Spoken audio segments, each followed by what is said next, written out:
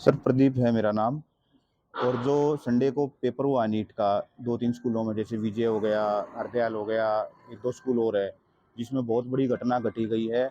बच्चों को original paper दे दिए पहले, साथ साथ दूसरे दे दिए।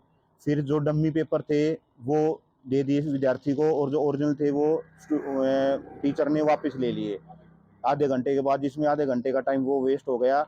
और नया पेपर दिया, उसको पढ़ने में आधा घंटा और लग गया। मैक्सिमम एक घंटा बर्बाद हो गया, जिससे बच्चे ना तो पूरा पेपर कर पाए और ना ही अच्छी तरह समझ पाए क्या हो रहा है क्या नहीं हो रहा है, जिससे उनका एक साल बर्बाद हो चुका है बिल्कुल। कोई गरीब है बेचारा, कोई कुछ है, कोई कोटा कोर्स करवा रहा है, कोई कहीं करवा रहा है, कोई सीकर करवा रहा है। तो सबकी ये जिंदगी के साथ खिलवाड़ हो रहा है बहुत बड़ा। हमारी ये मांग है इस पे बहुत सीरियस तरीके से कार्रवाई हो, जिससे बच्चों के पेपर दोबारा हों। मेरा नाम हिमेश। क्या मामला है, कैसे क्या? हाँ जी सर, स्टार्टिंग में हमें पेपर मिले थे जो ओरिजिनल पेपर एनटीए रिलीज करता है। वो ओरिजिनल पेपर हमें स्टार्टिंग में दिए गए थे, लेकिन आधे घंटे का जब टाइम गुजर गया उसके बाद उन्होंने हमें कहा कि ये गलत पेपर हमको दे दिए गए, इसलिए उन्होंने पेपर बदलने के लिए कहा। तो जो पिंक सील में पेपर आए हुए थे उनको उन्होंने एक्सचेंज कर दिया ऑरेंज वालों से। जो कुछ 5-7 स्टूडेंट्स ऐसे थे जिनके पेपर चेंज आज तक नहीं हुए, उन्हें वही पेपर करने के लिए दे दिया, और बाकी सबको वही जो पेपर चेंज करके दिया वही करने के लिए कह दिया। तो बाकी सब स्टूडेंट्स को जब लास्ट में पता चला कि ये डमी पेपर से, तब तक एग्जाम हो चुका था। इससे सर नुकसान तो बहुत सारा हुआ है, सभी बच्चों के फ्यूचर पे इम्पैक्ट हुआ है। सभी को मतलब सर डेमोक्रेसी पे सवाल उठने लगते हैं जब ऐसे काम होते हैं। किस चीज का पेपर था? एंड नीट का सर। कहाँ से? सर हमारा सेंटर विजय senior secondary school Mohan Nagar Bahadurgarh. भाई साहब, ये 5 तारीख को नीट का एग्ज़ाम यहाँ पर हुआ था, और जैसे ही एग्ज़ाम शुरू हुआ उसके आधे घंटे बाद जो एग्ज़ाम बच्चे जिसमें से 15 से 20 क्वेश्चन कर चुके थे, आधे घंटे बाद वो क्वेश्चन पेपर बदल दिया गया।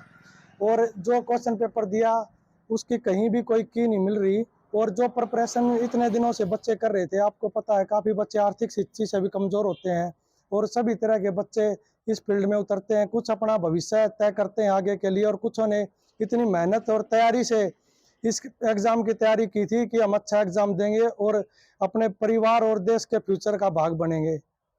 लेकिन इस सरकार और इनसे हम यही मांग करते हैं कि इन बच्चों के भविष्य के साथ खिलवाड़ ना हो, ये एग्ज़ाम दोबारा हो।